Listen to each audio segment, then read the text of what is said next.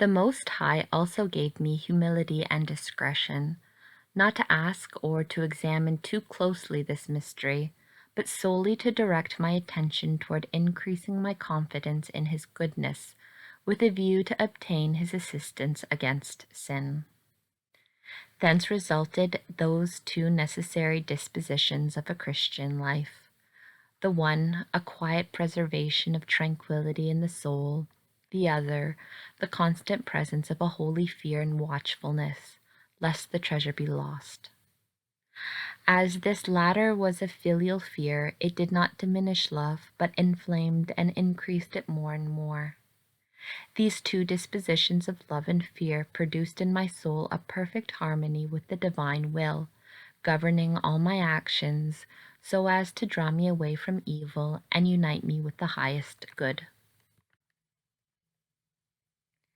This, my dear friend, is the great test of spiritual things, that they come with true enlightenment and sound doctrine, that they teach greater perfection of virtues, and excite a strong impulse towards seeking it.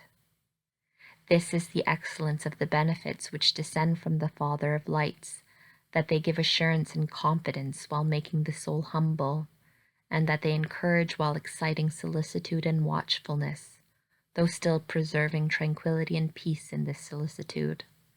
For all these effects are not incompatible in fulfilling the will of God.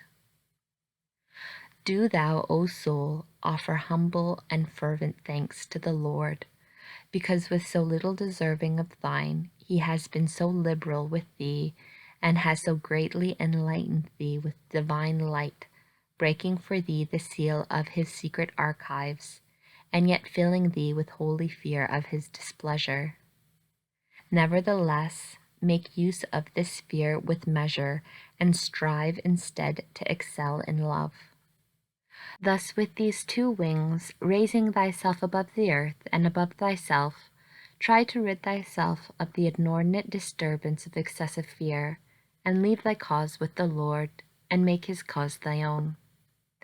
Let fear be with thee until thou art purified and cleansed of thy sins and of thy ignorance, but also love the Lord in order that thou mayest be transformed in Him, and set Him as the master and the arbiter of thy actions, without desiring to be above any person.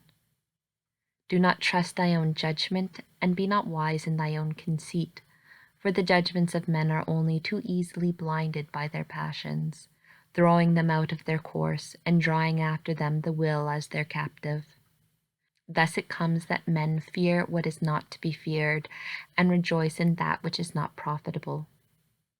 Take heed lest thou be dissipated by every slight interior consolation, but hesitate and restrain thyself until thou findest with tranquil solicitude the proper measure in all things.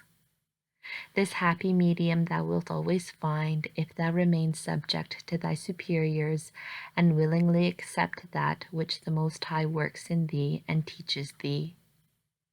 Although thy undertakings may be good as regards to the intention, they must nevertheless also conform to the requirements of obedience and of prudence, for without this guidance they are usually deformed and without any profitable result. Be thou therefore in all things solicitous about that which is most holy and perfect.